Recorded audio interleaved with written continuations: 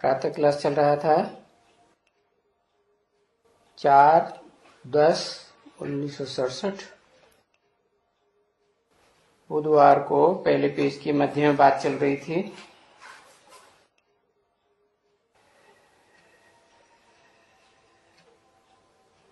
ये जो बाप याद की यात्रा बस गाते हैं, इसमें कोई मेहनत तो नहीं बताते हैं कर्मेंद्रियों की कि कान बंद करो, नाक बंद करो, माला फेरो। कोई भी कर्मेंद्रियों से काम करने का नहीं है। इसमें मुख्य बात है आत्मा समझ बाप को याद करें। अभी इसमें तुम लोगों को क्या तकलीफ है? तो वो बाप समझाते हैं कि 63 जन्म के हिरे हुए हैं, ये तकलीफ है।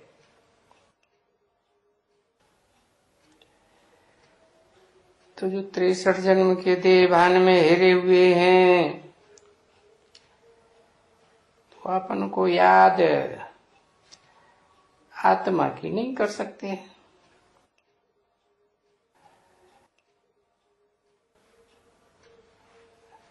तो नहीं कर सकते हैं तो अभी तुम बाप को कैसे याद करेंगे? याद तो तभी करेंगे जब अपन को आत्मा समझेंगे, तभी तो आत्मा का बाप याद आएगा।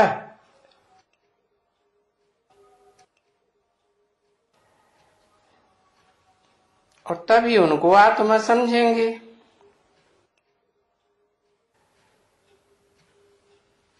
देह अभिमानी तो अपने बाप को जैसे वो होते हैं ना, तो वो अपने बाप को बाबा कहते रहते हैं।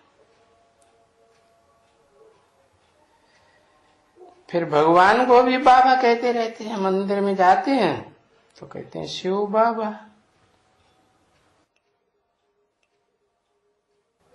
तो भगवान को जो बाबा बाबा वो करते हैं भक्ति मार्ग में, तो वो तो बच्चों को सुनाया गया है। बच्चे खुद कहते हैं सतयुग में वो बाबा याद नहीं होते हैं, क्योंकि वहां तो भरपूर सुख मिलता ही है ना। यहाँ के मुकाबले तो बहुत सुख है। और ये तो बात पक्की है, जो कहते हैं दुख में सुमिरन सब करें, सुख में करे न कोई। तो सतयुग में कोई याद नहीं करता बाप को। बाबा भी याद नहीं होते हैं, क्योंकि सुख तो बहुत मिलता है। तो वहां सुख की दुनिया की तो बात छोड़ दो, क्योंकि सुख की दुनिया में कौन याद करेगा। अब यहाँ दुख की दुनिया है आधा कल्प की, तो भी तुम बाबा को याद नहीं करते।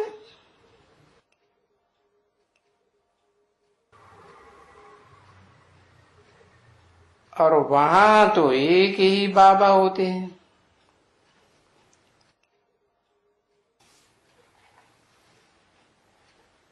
बाप ने समझाया ना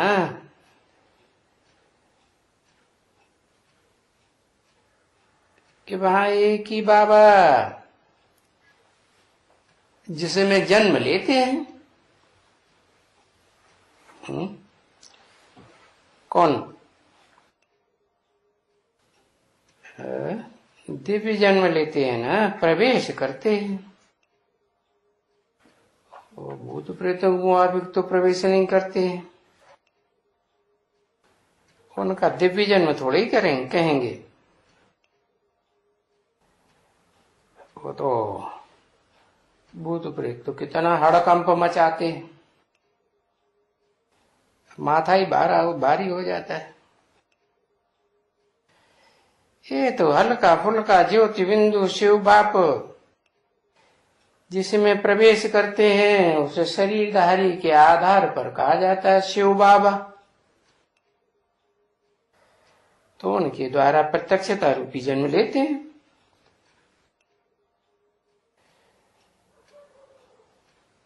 अब भक्ति मार्ग में तो फिर दो बाबाएं बन जाते हैं, क्योंकि वहां लौकिक भी होता है और फिर पारलौकिक को भी याद करते हैं। बंध में जाते हैं तो बोलते हैं ना शिव बाबा शिव बाबा, क्योंकि दुख बहुत होता है इसलिए उनको फिर याद करते हैं। भक्ति भी करते हैं तो उनको याद करेंगे ना। और सतयुग में तो भक्ति होती ही नहीं है, नहीं, यहां इस दुनिया में भक्ति होती है, क्योंकि वहां स्वर्ग में तो जो तुमने बाप से ज्ञान लिया है ना, वो ज्ञान का अकूट भंडारी है ना शिव बाप, तो ज्ञान से ही सुख शांति मिलती है।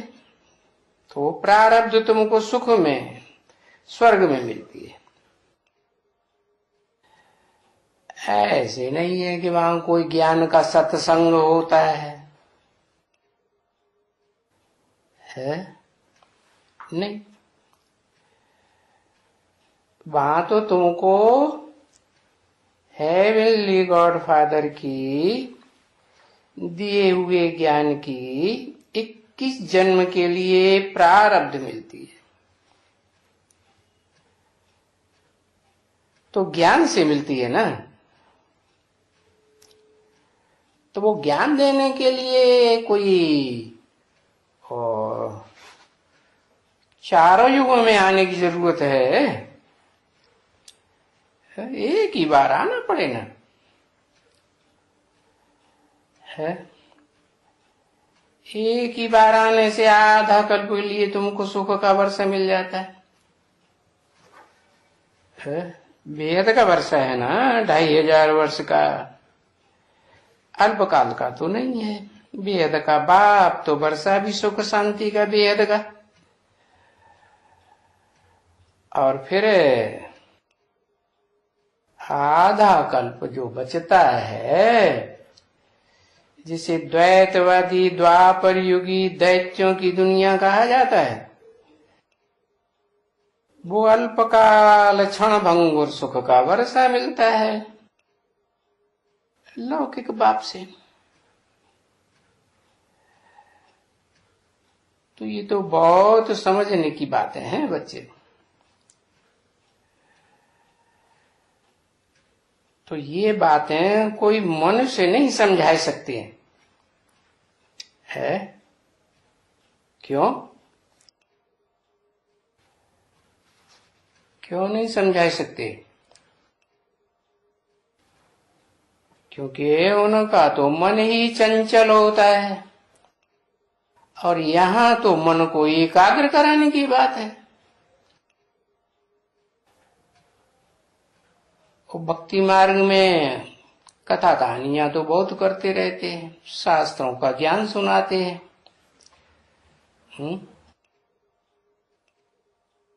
मन बुद्धि एकाग्र तो होती नहीं,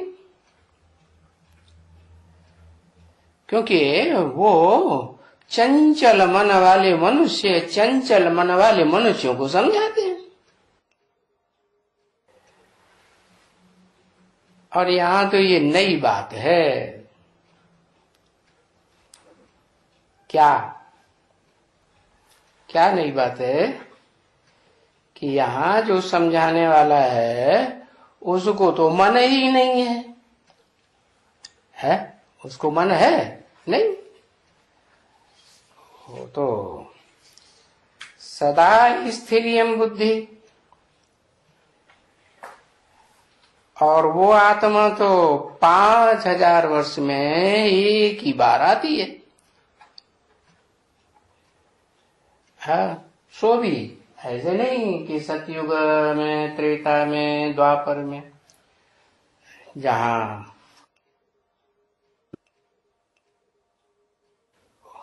कहते हैं कि कलाएं होती हैं, जैसे चंद्रमा में कलाएं होती हैं, रोशनी होती है, ऐसे तुम बच्चों में थोड़ा बहुत ज्ञान तो रहता है ना। द्वापर युग में तो रहता है, और सतयुग त्रेता में तो एकदम सार रूप में, क्या मैं आत्मा ज्योति बिंदु। तो उन युगों में कोई मुझे आने की दरकार ही नहीं, तो मैं आता ही हूं संगम युग में, कलयुग के अंत और सतयुग के आदि में आता हूं, जब तुम्हारे ज्ञान की रोशनी बिल्कुल उजियानी हो जाती है। इसलिए इस संगम युग की तुम्हारी बुद्धि में मानती होगी है कि बरोबर ये कलयुग का अंत और फिर बाप के ज्ञान से सतयुग का आदि होता है, तो उसे संगम कहते हैं।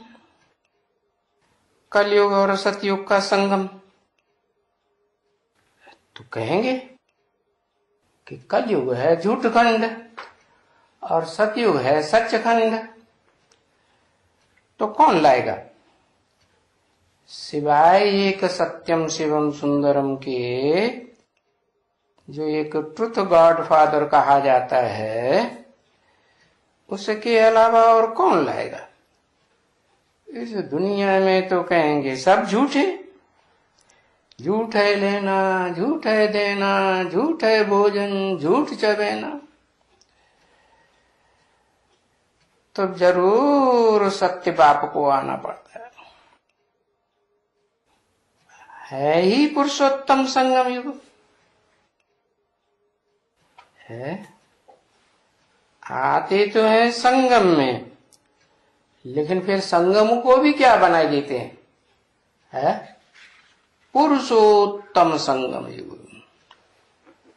पुरुषों में उत्तम उत्तम आत्माएं उस पुरुषोत्तम संगम युग में नंबरवार प्रत्यक्ष होती जाती है,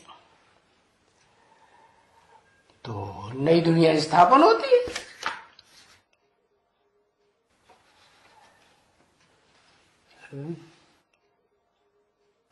तो ये बातें भारतवासी बच्चे अच्छी तरह से जानते हैं कि नई दुनिया में लक्ष्मी नारायण का राज्य था, जो बाप से ज्ञान सुन करके नर से नारायण बनते हैं। तो सतयुग में उनका राज्य होता है, लक्ष्मी नारायण का राज्य। और फिर जब त्रेता में आते हैं है, तो कहते हैं कि वहां राम राज्य था, चंद्रवंशियों का राज्य था। ऐसे क्यों कहते हैं है? चंद्रवंशियों का राज्य था। राम को तो भक्ति मार्ग में तो सूर्यवंशी कहा जाता है, तो चंद्रवंशी कैसे है? क्योंकि जो इस षष्ठी रूपी रंगमंच पर चंद्रमा का पार्ट बजाने वाली आत्मा है, सूर्य का पार्ट कभी नहीं बजाती। कौन है? कौन? चंद्रमा। ऐसे तो राम को भी रामचंद्र कहते हैं, कृष्ण को भी कृष्णचंद्र कहते हैं। हाँ, वो बात है जिसने इस सृष्टि में साकार ज्ञान सूर्य से ज्ञान लिया। क्या कि निराकार से लिया? साकार ज्ञान सूर्य से, साकार षष्ठी है ना, तो उसका पिता भी साकार ही होगा। तो जिसने साकार षष्ठी पर साकार ज्ञान सूर्य से ज्ञान लिया, वो हुआ पक्का पक्का ज्ञान चंद्रमा। तो वो ही चंद्रवंशी आत्मा जो पक्की पक्की चंद्रमा है, 16 कला संपूर्ण भी बनती है और कलाहीन भी बनती है, वही आत्मा जो सतयुग में 16 कला संपूर्ण कृष्ण थी, है जन्म लेते लेते सतयुग के आखिरी जन्म में, है आखिरी जन्म में उसका जन्म होता है कि नहीं? जन्म तो होता है आखिरी जन्म। तो किसको जन्म देती है?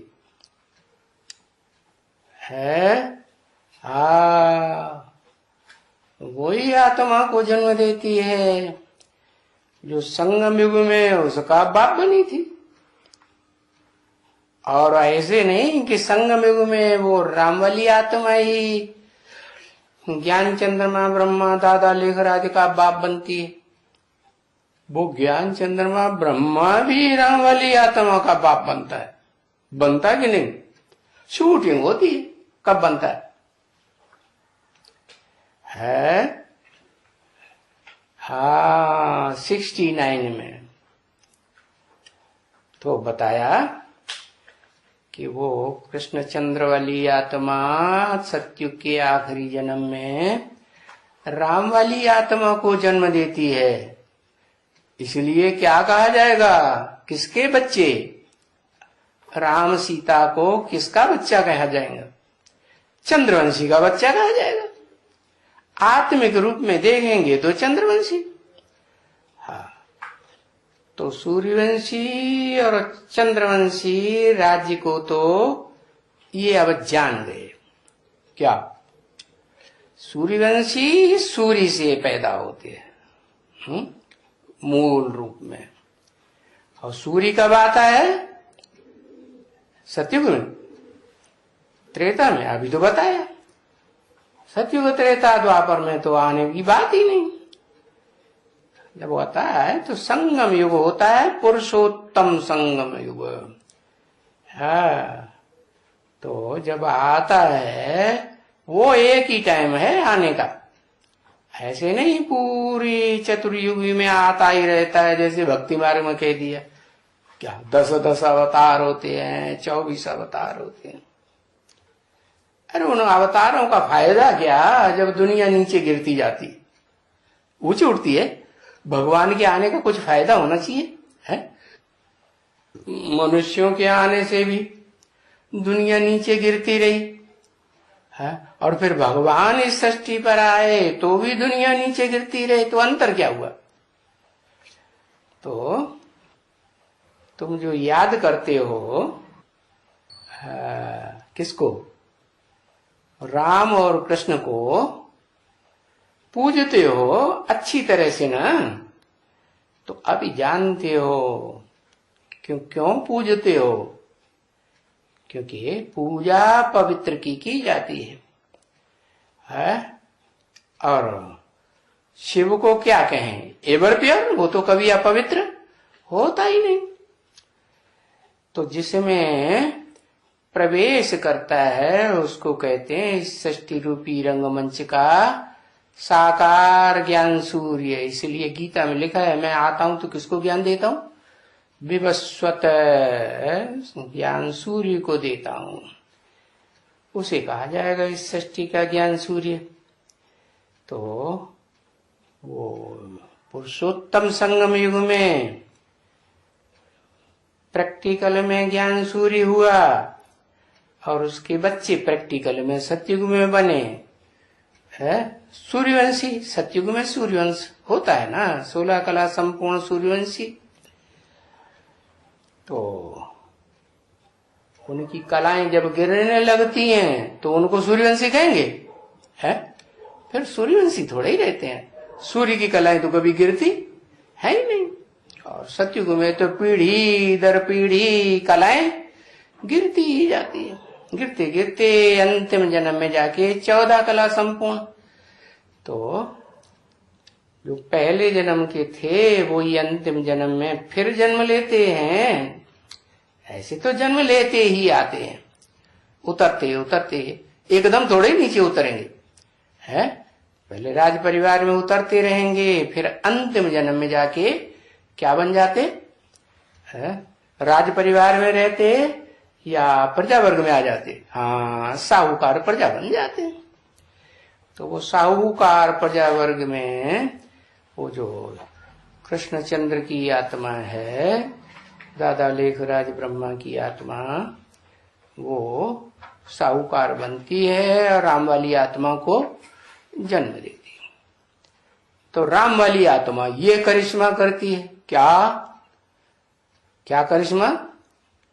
के जो नारायण की डायनेस्टी चल रही थी सतयुग में, उस डायनेस्टी को ही खलास कर देती। कैसे है? हाँ, जो अंतिम नारायण होता है वो तो कर्ज लेकर के राज्य चलाता है? तो उस कर्ज में वो डूब जाता है। कब? पूरा तब डूब जाता है जब राम की आत्मा जन्म लेके थोड़ी बड़ी हुई और उसने कमाई करना शुरू की। तो हाँ, अब वहां क्या कमाई होती है? सार रूप आत्मा की कमाई होती है। क्या? सतयुग के आदि में सबसे जास्ती आत्मिक स्थिति में टिकने वाली आत्मा कौन सी? वही राम वाली आत्मा। तो कमाई हुई ना, और यही कमाई करने के लिए बाप तुमको कहते हैं क्या क्या कमाई करो? पहले पहले अपन को ज्योति बिंदु आत्मा समझो। तो आत्मा समझेंगे तो देह का लगाव नहीं रहेगा, देहधारियों का लगाव नहीं रहेगा, तो आत्मा पवित्र कही जाएगी या पवित्र कही जाएगी? पवित्र कही जाएगी। तो देखो, तुम राम कृष्ण जैसे देवताओं को भी अच्छी तरह से पूजते हो। क्यों? क्योंकि उनमें पवित्रता होती है, तो पवित्रता पूजी जाती है। बाकी जो कुछ बैठ करके ये इतने चित्र आदि बनाए हैं देवियों के, देवताओं के, है? कैसे कैसे देवताओं? बंदर देवताओं के, हाथी देवताओं के, और सुअर रूप में देवता के बनाए ना। हाँ हाँ, क्या क्या चित्र बनाए हैं। तो मछली के भगवान बनाई दिए ना मछली को। अच्छा, ये वगैरह वगैरह के जो चित्र बनाए हैं सभी, ये सारी भक्ति मार्ग की सामग्री। क्योंकि मनुष्यों का मन एक जगह टिकता तो है नहीं, तो भागते रहते हैं, तो बुद्धि भागती रहती है, उसको कहते हैं भक्ति मार्ग है। और उन मनुष्यों को कहते हैं भगत। और यहां तो तुम बच्चों को ये सब भूल जाना है। क्या? दुनिया भर के अवतार दिखाई दिए, दुनिया भर के देवता दिखाई दिए, मत्स्य भगवान। ओहो, एक तरफ उन्हें काट के खाते जाते भी हैं और दूसरी तरफ उनको कहते हैं ये भगवान। मुसलमान भी तो सुअर को काटते हैं कि नहीं? नहीं काटते? नहीं काटते। क्यों है? क्यों नहीं काटते? कोई कारण होगा। हाँ, क्यों वर्जित है? तो ये सब भक्ति मार्ग, ये सभी धर्मों में भक्ति मार्ग चल पड़ा है। ये सब देह का संबंध। देह के संबंध में आते आते क्या होता है, एकदम सुअर जैसे कर्म करने लग पड़ते। सुअर क्या करता है? कीचड़ में लौटता रहता है। तो ये देह का संबंध, सारी दुनिया इस संबंध से कितना नीचे गिर जाती है। तो इन सब बातों को बाप बुलाए देते हैं। क्या कहते हैं? माम एकम याद करो। अब तुम एकम को कैसे याद करें? तुम तो बिंदी दिखाई तो पड़ते नहीं है। बिंदी बिंदी तो ढेर सारी बिंदी, कीड़े मकोड़ों की आत्मा भी तो बिंदी होती है। तो बाप कहते हैं मैं कोई सदाकाल बिंदी ही थोड़ा ही रहता हूं। जब सृष्टि पर आता हूं धर्म स्थापन करने के लिए, सृष्टि नई बनाने के लिए, तो सृष्टि साकार है, तो बाप भी साकार चाहिए ना। तो फिर मैं इस मनुष्य सृष्टि के बाप में प्रवेश करके कहता हूं माम एकम याद करो। क्या मतलब हुआ? एक आत्मा को याद करो कि एक व्यक्तित्व को याद करो, एक पर्सनालिटी को याद करो, बाकी सब पर्सनालिटीज को भूल जाओ। क्यों भुलाते हैं? है कहते हैं इन सबको भूलो। एक तो अपनी नई दुनिया को याद करो, और दूसरे है नई दुनिया में आने से पहले कहां से आएंगे? अपने घर से आएंगे ना। आत्माओं का घर है ना। इस दुनिया में तो देहधारियों का घर होता है, यहाँ तो 5 तत्वों की दुनिया है जिनसे ये शरीर बनता है। तो अपने घर को याद करो, अपनी आत्मा को याद करो, और अपनी आत्मा के बाप को याद करो कि उसका व्यक्तित्व क्या है, वो पर्सनालिटी कौन सी है जिसमें आत्माओं का बाप हमको अखूट ज्ञान का भंडार देता है। किस लिए? नई दुनिया बनाने के लिए। तो नई दुनिया को भी याद करो। तो फिर गाया जाता है क्या? अभी भी तो गाया जाता है ना, भक्ति मार्ग में भी गाया जाता है। क्या? तो गायन पूजन तो भक्ति मार्ग में ही होता है। क्या गाया जाता है? अंतमते सोगते। क्या अंतमते? सारा जीवन जो याद करेंगे अंत में वो ही याद आ जाएगा। तो क्या याद करेंगे? है और धर्म पिताओं की तरह जो विधर्मी विदेशी धर्म पिताएं इस दुनिया में आते हैं द्वैतवादी संगम युग में नरक की दुनिया बनाने के लिए। नर है ना, तो नर क्या बनाता है? नरक बनाता है। तो वो किसको याद करते हैं? वो तो निराकार को मानते हैं, वो साकार देवी देवताओं को मानते ही नहीं। तो हठ पकड़ लेते हैं कि वो तो निराकार है। क्या? सर्वशक्तिवान जो है, वो त्रिकालदर्शी है, वो निराकार है। हाँ, तो वो निराकार को याद करते करते अंत में उन्हें क्या याद आता है? वही निराकार आत्मा याद आती है बस। और कुछ आत्मा का बाप तो याद ही नहीं आता, जो स्वर्ग बनाता है। क्योंकि स्वर्ग साकार, तो बनाने वाला भी साकार। तो उनकी फिर ऐसी अंतमते सो गति होती है। कैसी है? कैसी कि वो इस सृष्टि रूपी रंगमंच पर आते हैं तो बस यही सिखाते हैं। क्या? कि गॉड फादर इज क्या? निराकार। माना उनकी बुद्धि में तो कभी पक्का बैठता ही नहीं। भला जब बाप इस सृष्टि पर आते हैं, है चारों तरफ सृष्टि में बोलबाला हो जाता है, बाप की जय जयकार हो जाती है। शिव बाप आते हैं जो प्रत्यक्षता रूपी जन्म लेते हैं ना कोई तन के द्वारा, तो बच्चा पैदा होता है तो दुनिया में क्या करते हैं? जय जयकार करते हैं ना। हाँ, तो बाजे बजाते हैं। तो जब सारी दुनिया में जय जयकार हो जाती है शिव बाप की, है उस साकार तन के द्वारा, तो उनको झुकना तो पड़ता है, लेकिन दिल से अंदर वो मानते नहीं है क्या कि इसमें कोई सुप्रीम सोल गॉड फादर, वो हेवनली गॉड फादर इस दुनिया में आके हेवन बनाता है। क्योंकि वो तो कहते हैं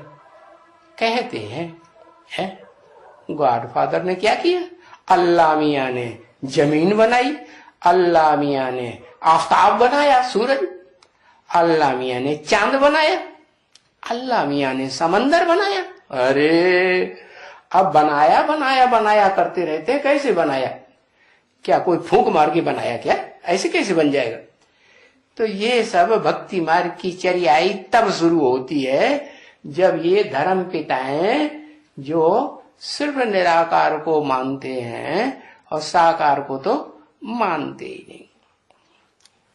तो अंधश्रद्धा नहीं सिखाएंगे तो क्या सिखाएंगे? अंधश्रद्धा सिखाते।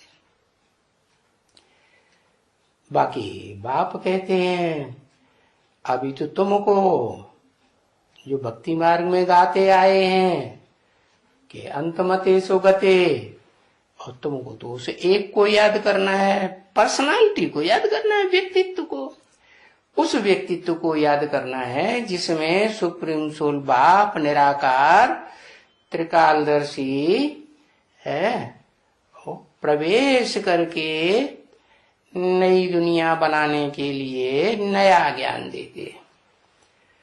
तो उस बाप को याद करेंगे, है याद करेंगे, ऊंचते ऊंच को याद करेंगे। ऊंचते ऊंच इसी दुनिया में कहा जाएगा कि निराकारी दुनिया में कहा जाएगा, वहां तो सब बिंदु बिंदु बिंदु, ऊंच और नीच का सवाल ही नहीं। तो यहाँ इस दुनिया में जो साकार मनुष्य तन हुआ जिसमें शिव बाप होते हैं, पार्ट बजाते हैं ऊंचे ते ऊंचा, तो उस एक को याद करेंगे तो अंत समय में वो एक ही याद आएगा और अंत मते सो तुम्हारी गति हो जाएगी। कौन याद आएगा? जिसे कहते हैं देवदेव महादेव। क्योंकि बाप आते हैं तो क्या करते हैं? मनुष्य को देवता बनाते हैं। तो बड़े से बड़ा देवता कौन हुआ? वो तो कहते हैं 16 कला संपूर्ण नारायण कृष्ण, लेकिन नहीं, उसको महादेव नहीं कहा जाता है। महादेव किसे कहा जाता है? जो कलाओं से भी परे की स्टेज में पहुंच जाता है। तो देखा, इस अंतमते सो गति को प्राप्त करने के लिए नीचे गिरने की कोई तकलीफ नहीं है, ये तो समझ की बात है। और भक्ति मार्ग तो है बेसमझी का मार्ग। क्या उसमें तो समझ की बात ही नहीं, सारी अंधश्रद्धा। और ज्ञान मार्ग है समझ का मार्ग। तो समझ किसको कहा जाता है? ज्ञान को ही समझ कहा जाता है। बुद्धि से ज्ञान आता है और बुद्धि के ऊपर मन कंट्रोल कर लेता है तो ज्ञान उड़ जाता है। तो फिर ज्ञान मार्ग कैसे रहेगा? ज्ञान मार्ग बनाने के लिए तो बाप को ही आना पड़ता है। अब ये समझते हो ना कि ज्ञान मार्ग से तुम 21 जन्म के लिए बड़े समझदार बन जाते हो।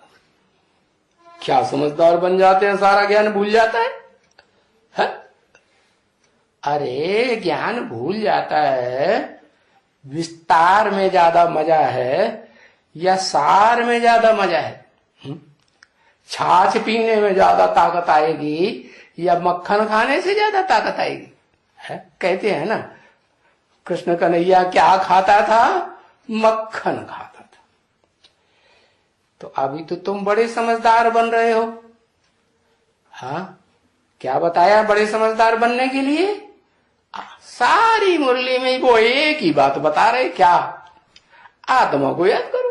ये आत्मा सार है। क्या? ये मक्खन है। तो अभी तुम बहुत समझदार बन रहे हो। ऐसे समझदार बन जाते हो कि 2500 साल फिर तुम किसी को दुख नहीं देते हो, और अभी कैसे बेसमझ बन गए है? कैसे कैसे भी तन से दुख देते हो, अपने धन से दुख देते हो, मन के संकल्पों से दुख देते हो, है? दुख ही दुख देना सीख गए। और बाप अभी क्या बनाते हैं? है? बाप कहते हैं अहिंसा परमो धर्म। अरे वो दैत्यों की दुनिया में वो एक बुद्ध भगवान भी तो आते हैं, वो भी तो कहते हैं अहिंसा परमो धर्म। तो भगवान अहिंसा परमो धर्म बनाते हैं, तो इसमें क्या खासबात हो गई? अरे वो तो कहते हैं मुख से अहिंसा परमो धर्म, वास्तव में वो अपने बीवी बाल बच्चों की तो कितनी हत्या कर देते हैं, हिंसा कर देते हैं, है? खुद तो हाथ उठाए दिए, हाँ एक तरफ हो गए, हम नहीं लड़ाई लड़ेंगे, और बीवी बाल बच्चों को वो उठा ले गए। कौन? वो ही असुर राक्षस जो हिंसा करने के लिए भारत में आते रहे।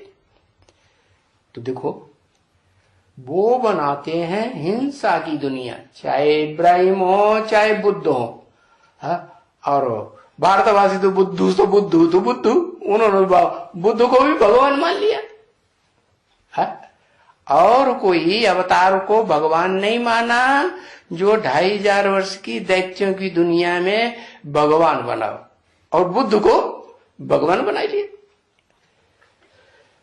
तो देखो अभी बाप तुमको ऐसी विधि सिखाते हैं कि तुम पूरे अहिंसक बन जाते हो। देवताएं अहिंसक होते हैं, और नरक में जो नरक की दुनिया बनती है, नर मनुष्यों के द्वारा, धर्म पिताओं के द्वारा, उससे दुख की दुनिया बनती है, हिंसा की।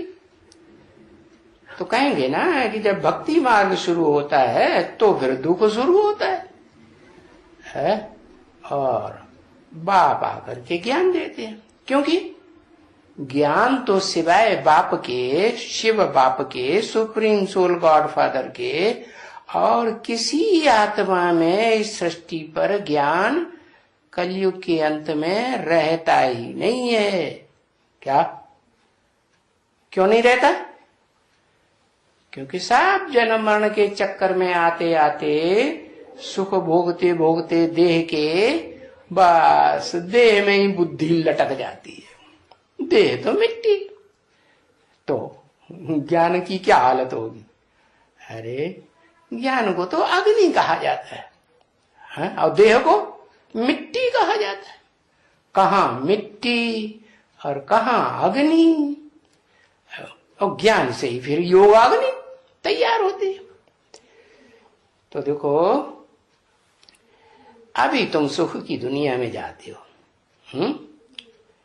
समझदार बनने से, तो क्या बड़ी से बड़ी बात समझ में आई?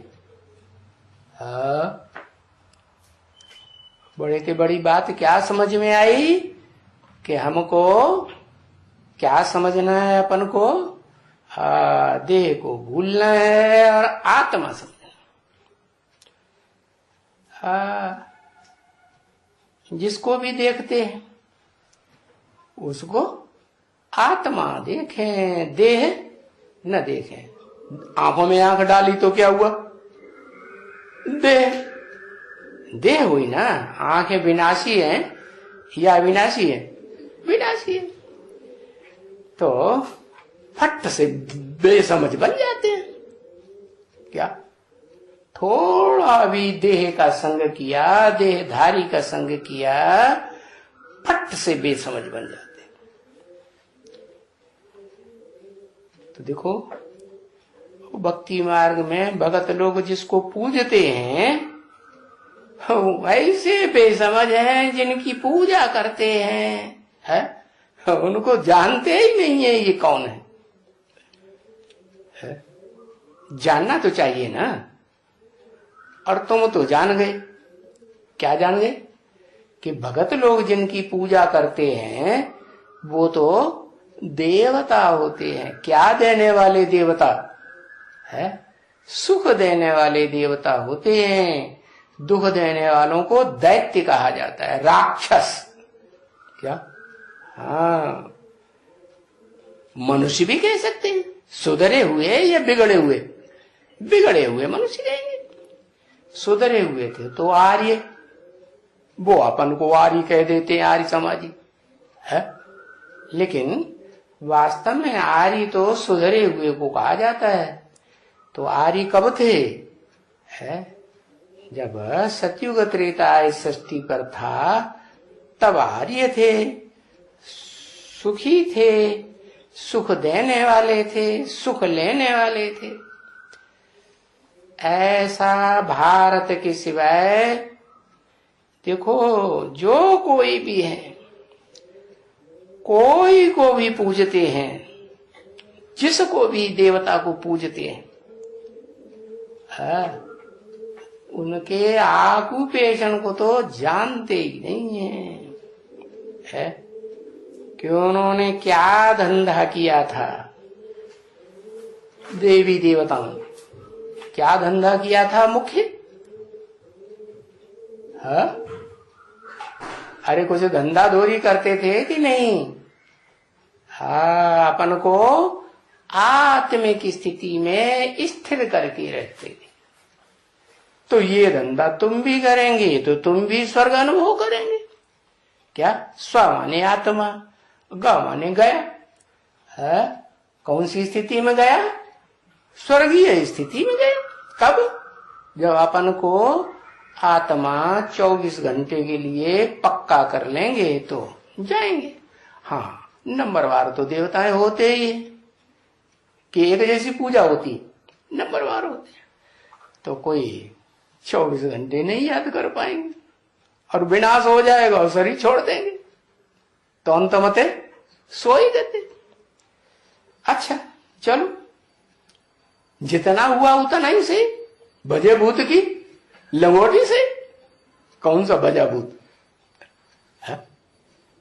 वो जो महाभूत है ना, भूतनाथ, महादेव भी बनता है। अब वो तो फिर वो स्टेज में जाके बैठ जाता है जिसको कहते हैं विष्णु लोक। कौन सी स्टेज में रहता है? विष्णु लोक। और वो विष्णु लोक गया तो इस दुनिया का विनाश, और विनाश होता है तो मारा मारी शुरू, धाड़ पाड़, भाग दौड़। एक जगह ठहरेंगे घर मकान बना के नहीं। और जो भाग दौड़ होती है उसमें आत्मिक स्थिति बनेगी। अभी शांति की स्टेज में ज्ञान ले रहे हैं तसल्ली से, तब तो इतनी माया का प्रकोप होता है? और फिर जब भगदड़ मच जाएगी तब माया का क्या हाल होगा, कितना विकराल रूप धारण करेगी। तब फिर याद कर पाएंगे? नहीं। तो जितना जितना जिसने याद कर पाया उतना कर पाया, फिर रह गया सो रह गया। तो अपने ऑक्यूपेशन को, कि हम जब देवताएं थे तो हमारा क्या ऑक्यूपेशन था? सुख देना, सुख लेना। कैसे? देह समझ के नहीं, आत्मिक स्थिति में स्थित थे तो क्या करते थे? हाँ, सुख लेते थे, सुख देते थे। और अब घड़ी घड़ी देवान पकड़ता है? किसी को देखने मात्र से ही देवान पकड़ता है, कोई से बातें करें तो भी देवान पकड़ता है। तो क्या करें? है अब जितनी प्रैक्टिस करेंगे कि क्या हम ज्योति बिंदु आत्मा है। क्राइस्ट वाले क्राइस्ट को जानते हैं, जानते हैं ना? कब आया था, उसने क्या किया, कौन सा धर्म स्थापन किया, उनकी सुनाई हुए ज्ञान की कौन सी धर्म पुस्तक है, जानते हैं ना? है बस, वो और कुछ नहीं जानते। और तुम किसको जानते हो? है तुम तो उसको जानते हो जो सदा ज्योति बिंदु की स्टेज में स्थिर रहता है? कभी भी देह भान में आता ही नहीं। भले देह में प्रवेश करता है फिर भी डिटैच रहता है, या चंद्रमा की तरह अटैच हो जाता है। हाँ, कि भाई एटम बम फटे, हाँ, भगदड़ मची, हाँ, सब जो नक्षत्र हैं और सब जो वो जो है ना, क्या प्लैनेट्स कहते हैं, प्लैनेट्स, वो आपस में टकराने लगे तो मारे डर के कहां घुस गया? अम्मा याद आ गई। बस वो सारी जिंदगी अम्मा को याद करता है तो कहां जाएगा? अम्मा ही अम्मा। तो देखो भारतवासी क्या करते हैं, भारत माता की जय है, देवी की पूजा करेंगे तो क्या करेंगे? जय माता दी, जय माता दी। यहां से लेकर के वहां तक पहुंचेंगे, पहाड़ तक, वैष्णो देवी तक, तो वही जय माता दी। अरे तुम्हारे पिताजी मर गए क्या? तुम्हारी माता जी क्या विधवा है, विडो है? अरे विडो की पूजा होती है भारत में? नहीं, विडो की तो मान्यता नहीं। तो ये तुम क्या करते हो? तो अब तुम्हारी बुद्धि में तो आ गया क्या कि हमको किसे याद करना है? हमको उसे याद करना है जो सदा आत्म की स्थिति में रहता है और प्रैक्टिकल में पार्ट बजाए रहा। प्रैक्टिकल कब कहें? है प्रैक्टिकल माने योग में रहना, माना प्रैक्टिकल में योग में रहा जा सकता है कि बिना शरीर के भी। है? याद में कब रहेंगे? शरीर में होंगे तो याद करेंगे, शरीर में होंगे तो ज्ञान लेंगे, शरीर में रहेंगे तो ज्ञान की सेवा करेंगे, शरीर में रहेंगे तो अच्छे अच्छे दिव्य गुण देवताओं के धारण करेंगे। नहीं तो बिना शरीर के, बिना देह के कोई पुरुषार्थ नहीं होता। जैसे कोई की अचानक मौत होती है?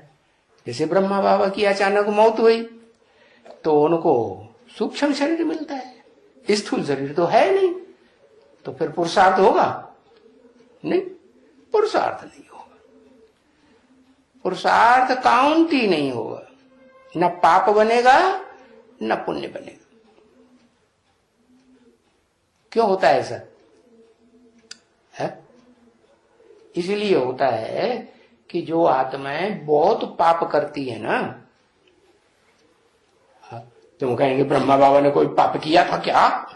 ब्रह्मा बाबा ने तो किसी को दुख नहीं दिया। अरे देखने वालों को लगा कि दुख नहीं दिया। अरे बाप तो सब जानते हैं ना, है? वो तो नशा नशा को पहचान लेते हैं क्या कर रहे हैं। अंदरूनी बात तो कोई जानता ही नहीं कि उन्होंने क्या किया, छुपा लिया। और छुपाना करना है, ये दिखावा करना कि हम बड़े उज्जवल हैं, सफेद हैं, ये कहां से आया? कौन से धर्म से है? ये तो क्रिश्चियन धर्म से आता है। तो बताया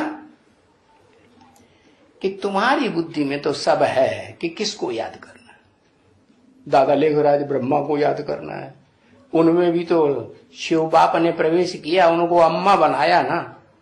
ब्रह्मा के तो 4 मुख दिखाए जाते हैं ना, तो एक मुख वो भी तो हुआ है।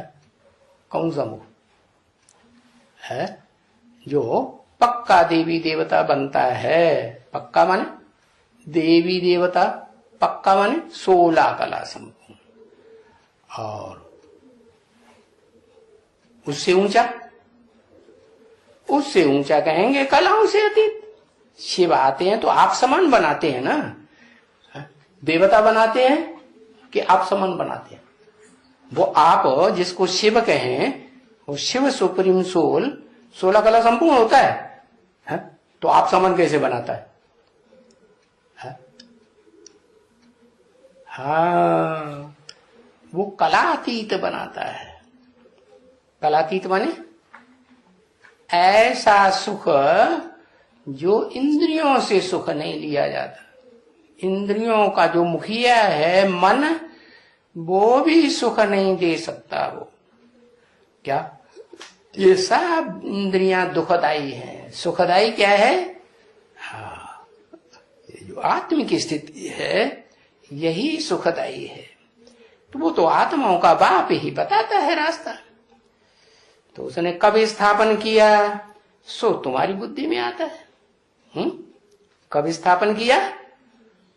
कलयुग के अंत और सतयुग के आदि के पुरुषोत्तम संगम युग पर स्थापन किया। क्या स्थापन किया?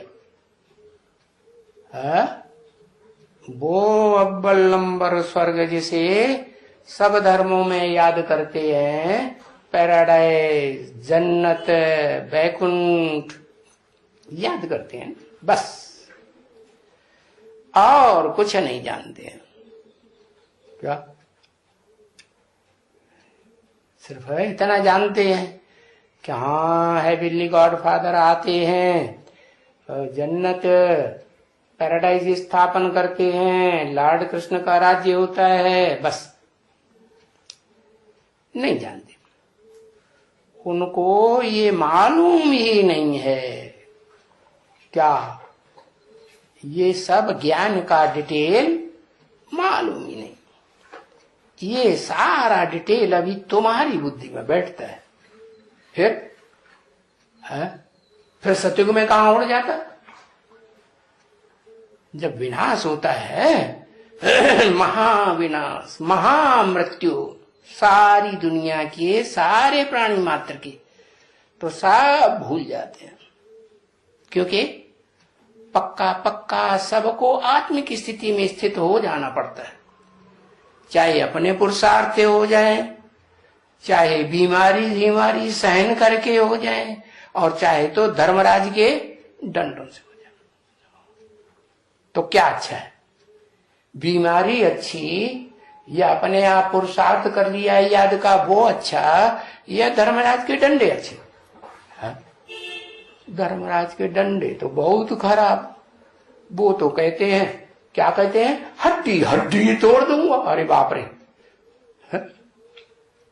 टांग कोई तोड़ दे हड्डी, अब कितना दर्द होता होगा। होता है ना। तो हड्डी तोड़, हड्डी हड्डी, एक हड्डी नहीं, जाने कितनी हड्डियां हैं शरीर में। वो सारी हड्डियां तोड़ेगा तो कितना, कोई कोई की तोड़ेगा ना। हाँ, कोई तो बहुत हठीले होते हैं, मानते ही नहीं। कोई चोर डकैत होते हैं ना, तो बहुत हट करते हैं, कितना भी समझाओ मानते ही नहीं। तो फिर तो उनको ज्यादा सजा मिलेगी। और पुलिस क्या करती है? पुलिस बड़ी पिटाई करती है, रिमांड पे लेके क्या जेल में से निकाल लाती है, तो कोर्ट से परमिशन लेके कि हमको रिमांड पे दे दो, 15-20 दिन की रिमांड हमें दे दो, हम इनसे सही पूछेंगे क्या बात है। और पिटाई भी ऐसे करती है कि चोट के निशान ना आए, धुनाई पिटाई, आए आए काए काए, 24 घंटे काए काए करेगा, लेकिन इतना पक्का कि वो बोलता ही नहीं, बताता ही नहीं सही बात। ऐसे ऐसे पक्के होते हैं। चल, पुलिस कोई धर्मराज थोड़ा ही है, धर्म का राजा है, वो तो खुद ही अधर्म करती रहती है। नाम ही है पोल, इस क्या है इसमें, पोल पट्टी भरी हुई है। तो उसकी बात तो छोड़ दो। ये जो धर्मराज है ना, धर्म का राजा, धारणाओं का राजा, तो ये धर्मराज तो सारी नस नस की असलियत को निकाल लेता है। उसके पास तो ऐसा टीवी है, उसमें सब कुछ, एक एक आत्मा का हिसाब किताब है। उसका मंत्री है एक चित्रगुप्त, वो सारे चित्र खींचता रहता है, ये क्या करता है, वो क्या करता है, वो क्या करता है। और फिर जब वो नहीं मानते हैं तो फिर उनको वो चित्र दिखाता है। नहीं मानते हैं तो दूसरों के सामने दिखाता है, देखो ये क्या झूठे हो सकते हैं। हाँ, जो उसके साथी होंगे ना, चोरी वोरी करते हैं तो साथी भी तो होते हैं ना। हाँ, तो उनमें कोई जल्दी सुधर जाते हैं, वो मान लेते हैं कि हाँ हमने चोरी की, तो वो सब बताते हैं, हाँ इसने की, हमारी विटनेस लो। धर्मराज को विटनेस भी मिल जाती है। अब जब विटनेस भी मिल गई तो मानना पड़ेगा ना। तो ये है, समझा ना। उन धर्म पिताओं को, उनके फॉलोअर्स को उन भक्तों को है कुछ भी पता नहीं है ज्ञान ध्यान का। उनको अंग्रेजी में गुरु नहीं कहा जाएगा, क्या कहा जाएगा? प्रीसेप्टर। क्या कहते हैं? हाँ, तो गुरु होते हैं सदगति देने वाले। वो प्रीसेप्टर क्यों कहते हैं? प्रीसेप्टर का अर्थ गुरु सदगति देने वाला थोड़ा ही होता है, और सदगुरु का अर्थ तो सदगति देने वाला, और वो तो सब हैं दुर्गति देने वाले। कौन? जितने भी गुरु हैं, मनुष्य गुरु, वो सब क्या देते हैं? दुर्गति देते हैं, नीचे गिराते हैं।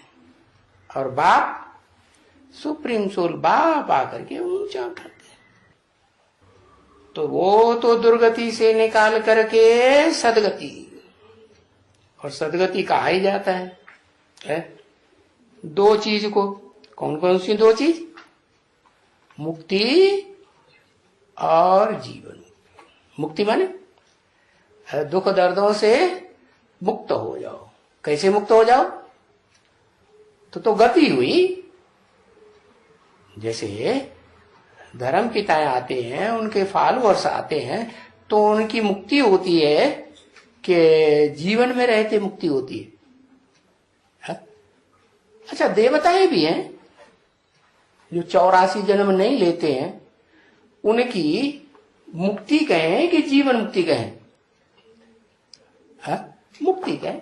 ऐसे थोड़े ही कि जिस जीवन में रहते रहते वो पुरुषार्थ करते हैं, उसी जीवन में रहते रहते, वो जीवन में रहते रहते मुक्ति प्राप्त कर लें दुखों से।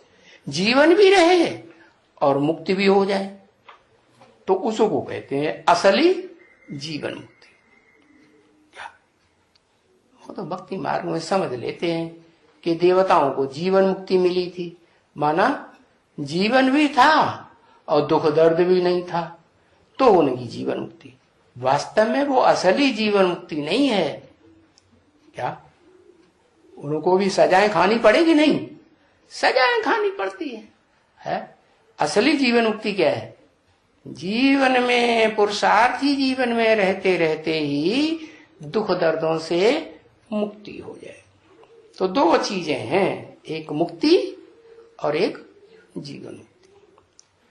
तो ये पक्का पक्का याद रखो कि एक शांति धाम और दूसरा सुख धाम। शांति धाम माना मुक्ति धाम, एक बात, और सुख धाम अर्थात वो भी नंबर 2 का सुख धाम, नंबर 2 का, नंबर 3 का, number 4, first class, second class, third class, fourth class होता है ना। तो अव्वल नंबर क्या हुआ? अव्वल नंबर सुख धाम उसे कहेंगे जहां इंद्रियों से कोई सुख नहीं लिया जाता, इंद्रियों से परे का सुख। समझा ना बच्चे? ओम शांति।